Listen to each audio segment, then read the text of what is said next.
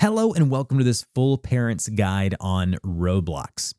So this video is going to be a place where you can go and show you all of the settings that as a parent you'll want to put in place to make sure that your kid is safe while playing and using Roblox.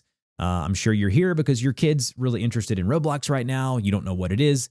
Let me tell you briefly, Roblox is just a collection of games or experiences. So when your kid logs in, the danger in Roblox is that people can create anything and put it on the internet, or Roblox in this case, and basically your kids can stumble upon it. So I'm here today to help you make sure they don't stumble upon something that they shouldn't. Now, I'll be honest with you. The easiest way of changing these settings is going to be on a computer. So I'm here on Roblox.com. You just go to Roblox.com/home, log in, make sure you log into your kid's account that your kid's probably playing on a mobile device. So if it's on iOS or Android or whatever it may be, everything that I'm going to show you here is going to be applicable and the same for those devices. And if you want to change and get to the settings on those devices, it's primarily the same. Now, what are the problems or the dangers with Roblox? Number one is chatting. People can chat with the chat system. It's an open chat system, so strangers can send messages to anyone who comes into an experience or a game. Also, there's inappropriate content in the games. So as you can see here, there's a list of different games here on the homepage, some sponsored, some recommended from what they've played in the past. But what's going to happen is as they play more games, this algorithm is going to curate to what they've played. But what you can't control is what games show up here. And I'm going to show you kind of how to do that with some settings. Next will be scams and in-app purchases. So basically, there's a lot of scams that exist where basically users trick kids into giving away Robux, which are basically monetary, or if you get a gift card for Roblox, it's basically the currency used within Roblox. And then lastly, there's a lot of cyberbullying going on. So let's go ahead and go over exactly how you can protect your kid from all of the risks that I just mentioned above. The first thing that you can do is set up parental controls. So let's talk about all the parental controls and all the things that you can do and need to do to make sure that this is a safe environment for your kid. First thing you need to do is go to settings. So log into the Roblox account like you see I've done here. And then in the upper right-hand corner, you will see a gear icon. Click into that and go to settings. I'm going to show you quickly on my iPhone where to get to these settings. You tap on the more icon there in the app. And as you can see right here, you would go down to settings. It looks the same as the gear icon, and all of these same settings come up right here. Once under settings, you then want to go to privacy. So privacy and content maturity. This is going to be the location where everything that we talk about today is going to be housed under these settings. And the first thing that you want to do is you can adjust who can chat with your kid, who can send them messages, who they can send messages to, and who can invite them to play games with them. So let's go ahead and turn on account restrictions. So content maturity, what is this? So basically this is where you can choose a maturity level. If your kid's a teenager, you may want to go ahead and go to moderate. If they are someone who you trust, you can read this right here. So it may contain repeated moderate violence, but if you go down to mild, it says may contain repeated mild violence, right? And then minimal. So again, the biggest or highest restriction for the youngest kids would need to be down to minimal. If you don't want there to be any restrictions, as you can see here, this would be under restricted at the very end here. Basically, heavy violence, anything, crude humor, romantic themes, everything and anything is open here. So you want to make sure that the slider is all the way to wherever you want it. So for my kid, 10-year-old now, and about to be 6-year-old, so both of them, I keep them at the mild section here, and I found that to be a pretty good place to live.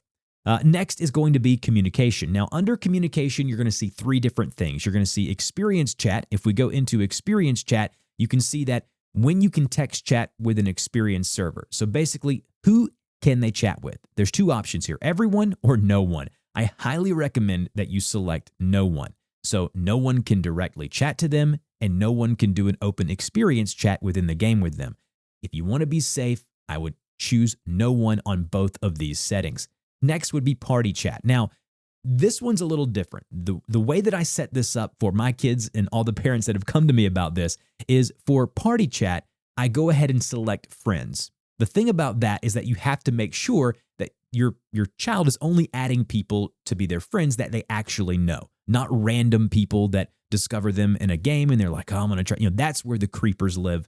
And you want to make sure that anyone adding your child as a friend actually knows them. And we'll talk about that briefly in a minute. So in party chat, friends, and in a group party, I would go ahead and go to friends. Now, a group party is a little different. It's up to 6 members.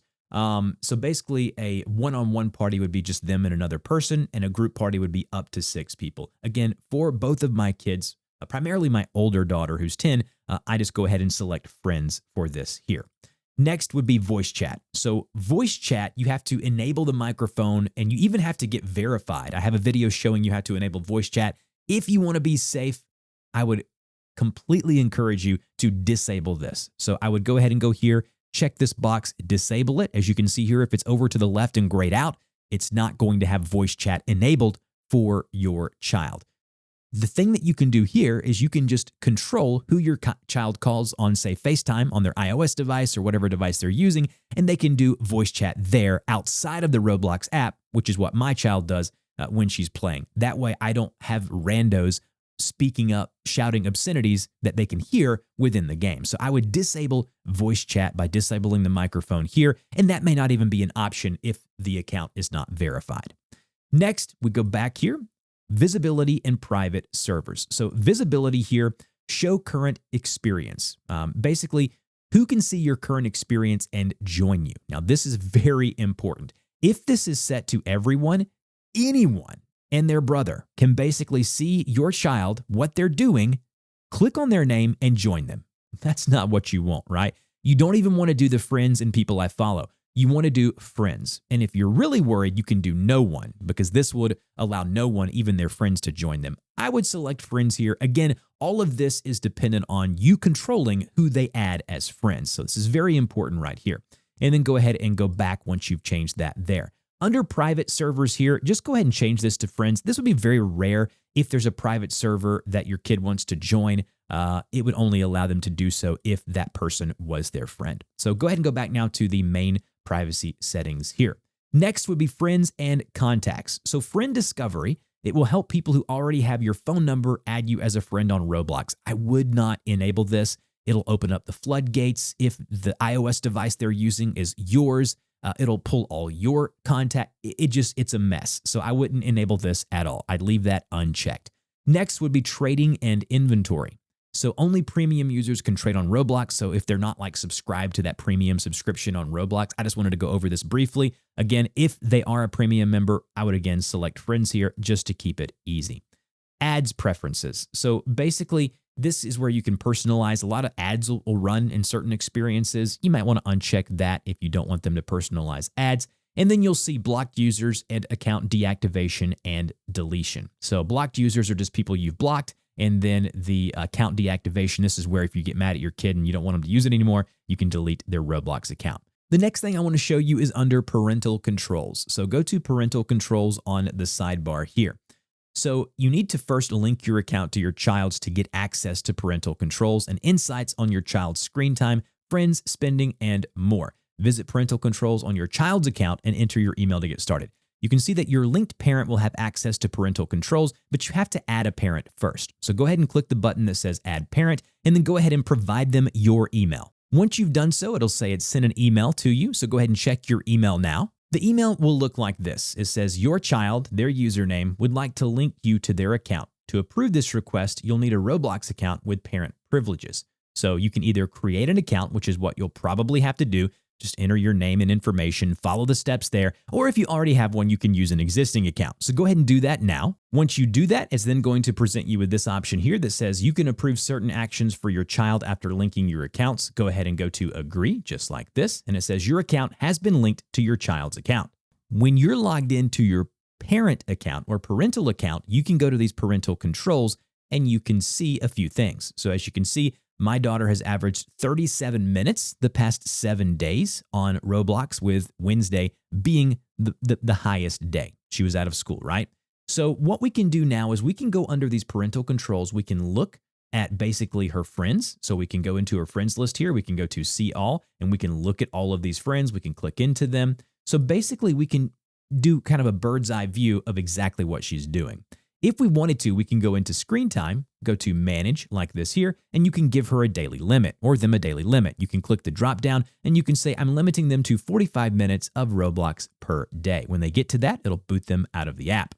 Next, under settings, you manage content maturity. Click on that button there. This is where the content maturity setting is. Also, we have communication, spending restrictions, visibility, and trading and inventory. So all of these settings that we just went over, you can control individually for your child right under the parental controls.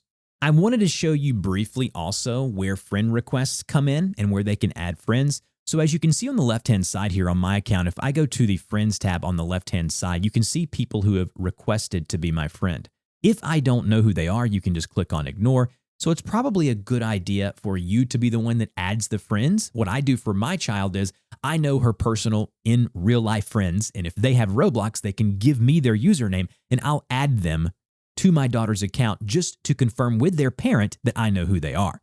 So as you can see here under my daughter's account, I can actually click this one single button that says Ignore All, and that'll ignore all friend requests. Then I can go into her messages here, and then I can see the different messages that have been coming in and out from her account. But it's very important that you go to settings like I have here, you go to privacy and content maturity, you go to parental controls, and you make sure, as you see here, I am in control. Here's the linked parent account to her account so I can keep up with exactly what she's doing.